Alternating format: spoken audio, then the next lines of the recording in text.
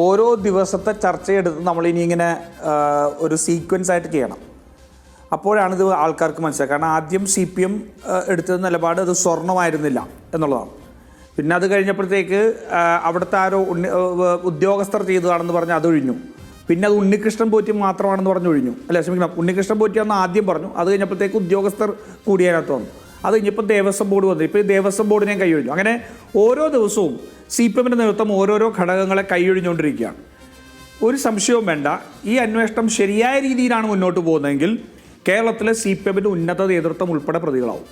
ഒരു സംശയവും വേണ്ട. കാരണം നടന്നിരിക്കുന്നത് കഴിഞ്ഞ 10 വർഷം കൊണ്ട് ആസൂത്രിതമായ കൊള്ളയാണ്. ആസൂത്രിതമായ കൊള്ള. ഇതൊന്നും അറിയാതെ അല്ലല്ലോ G. സുധാകരൻ പറഞ്ഞത്. ഒരുപക്ഷെ മടിയിൽ കനമില്ലാതിരുന്ന ഏക കമ്മ്യൂണിസ്റ്റ് മുഖ്യമന്ത്രി ഇക്കാലത്ത് അദ്ദേഹമായിരിക്കും. അതുകൊണ്ടാണ് അദ്ദേഹം പറഞ്ഞത് കൊള്ളയിൽ നമ്പർ 1 ആണെന്ന് G. സുധാകരൻ പറഞ്ഞത്. ആ ദേവസ്വം വകുപ്പ് ഭരിച്ചിരുന്ന സമയത്ത് ഉണ്ടായിരുന്നൊരു മന്ത്രി നിലയ്ക്ക് അവിടെ നിന്ന് അകത്തുനിന്ന് കിട്ടുന്ന വിവരങ്ങൾ അദ്ദേഹത്തിന് ഉണ്ടാവുമല്ലോ.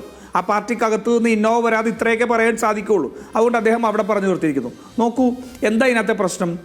ഉണ്ണികൃഷ്ണൻ പോറ്റി എന്ന് പറയുന്ന ആള് ശബരിമലയിൽ ഒരു ദിവസം ഹരിവരാസനം ചൊല്ലി നടയടച്ചു കഴിഞ്ഞാൽ എല്ലാവരും കഴിഞ്ഞ് പോയപ്പോൾ ദണ്ടും രുദ്രാക്ഷമാലയൊക്കെ സമർപ്പിച്ച് അയ്യപ്പനെ ഉറക്കാൻ കിടത്തി പോയപ്പോൾ സ്ക്രൂ ഡ്രൈവറായിട്ട് ചെന്ന് അഴിച്ചെടുത്തോണ്ട് പോകുന്നതാണോ ഈ പാളി?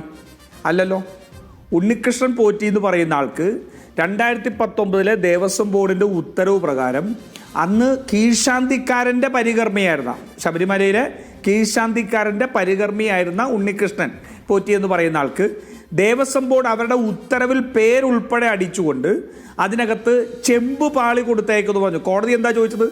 കോടതി പറഞ്ഞിരിക്കുന്നത് വളരെ കൃത്യമാണ്. 2019 ദേവസ്വം ബോർഡിൻ്റെ ഉത്തരവിൽ തന്നെ സ്വർണം ക്ലാഡഡ് ആയിട്ടുള്ള സ്വർണം പാളികൾ കൊടുത്തയക്കുമ്പോൾ അതിനെ ചെമ്പ് പാളി എന്ന് എഴുതി വെച്ചത് തന്നെ ഗൂഢാലോചനയാണ്.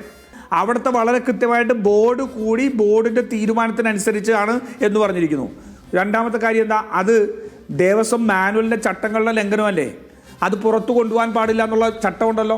അപ്പോൾ പുറത്തു കൊണ്ടുപോകാൻ പാടില്ലാത്തത് ഉണ്ണികൃഷ്ണൻ പോറ്റി എന്ന് പറഞ്ഞ് ഇത്രയും വിശ്വാസപരവും സാമ്പത്തികവും വൈകാരികവുമായ മൂല്യമുള്ള ആ പാളികൾ അവിടെ കൊടുത്തുന്നതിന് അത് ചെമ്പ് പാളി എന്ന് രേഖപ്പെടുത്തിക്കൊണ്ട് ഉണ്ണികൃഷ്ണൻ പോറ്റിക്ക് കൊടുത്തു വിടുകയാണ്. 39 ദിവസം കഴിഞ്ഞിട്ടാണ് ഇത് ചെന്നൈ ചെല്ലുന്നത്, ഇല്ലേ? എന്താ കോടതി പറഞ്ഞത്?